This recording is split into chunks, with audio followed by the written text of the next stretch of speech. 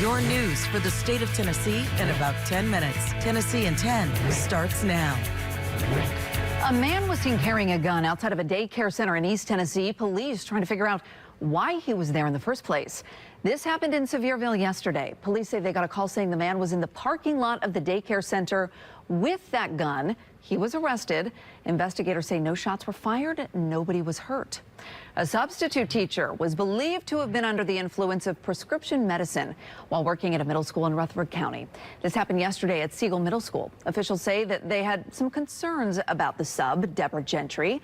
She was arrested and charged with being under the influence and will no longer be allowed to be at any Rutherford County schools. I'm Taylor Tucker. The state trial for 3 former Memphis police officers charged in Tyre Nichols' death begins Monday.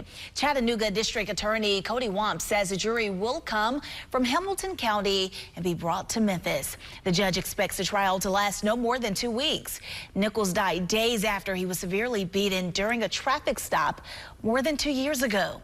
3 of the 5 former MPD officers, Demetrius Haley, Tadarius Bean, and Justin Smith, all pleading not guilty. The other 2, Emmett Martin III, whose trial was severed, and Desmond Mills, who took a plea deal and plans to testify for the state. A bill that would boost funding for child advocacy centers in Tennessee now headed to the governor's desk. Those centers help victims of child abuse. The legislation was inspired by the death of 13-year-old Savannah Copeland. Her death is now being investigated as a murder. Right now, there are 32 advocacy centers in Tennessee. The Savannah Grace Copeland Act would increase funding to $4 million to every one of those centers that work to help children who experience child abuse. Last year, advocacy centers helped more than 24,000 children in Tennessee, and one group says the extra money would allow them to help even more. With this increased funding from the state, we're now able to take our fundraising dollars to pour it into some prevention services where we're actually trying to get upstream of this problem so that kids know how to speak up and be safe, so that we can interrupt child abuse or neglect much sooner. If signed into law, the Savannah Grace Copeland Act will go into effect July 1st. Right now, some Republican lawmakers are urging Governor Bill Lee to veto a measure that guarantees access to birth control and fertility treatments in Tennessee. That bill just needs the governor's signature to become law. The Republican lawmakers who sponsor the bill say that all Tennesseans deserve access to family planning and reproductive health care. But 11 House Republicans sent a letter to Governor Lee asking him to veto it. They say that it could undermine the state's stance on the protection of innocent human life. There's a $25,000 reward on the table following a mass shooting in Memphis. 5 people were hurt and 1 person was killed. The shooting happened during a gun violence prevention meeting.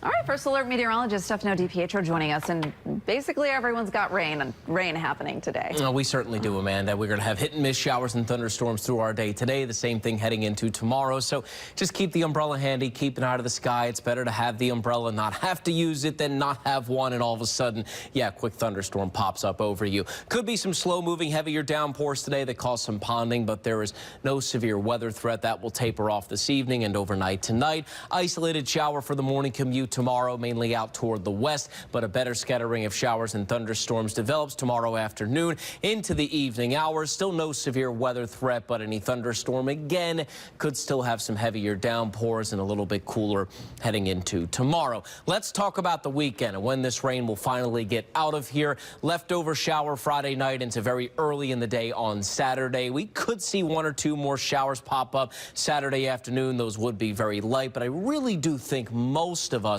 are going to find more dry time as Saturday goes along. More dry time overall in the day than wet time, and Sunday looks to stay dry as well, so no reason to go canceling any of those weekend plans. Looks like the weather will mostly cooperate with us.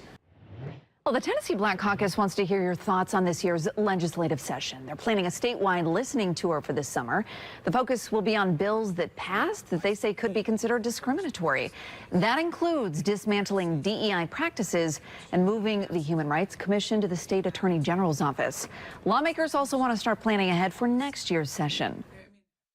This summer, we intend on collecting both allies and ideas, because we want to come back next session with the full armor of our community, and we want to move the state of black people in the state of Tennessee, we want to move it forward. Republicans argued dismantling DEI programs will actually end discrimination and make sure local governments only hire based on merit.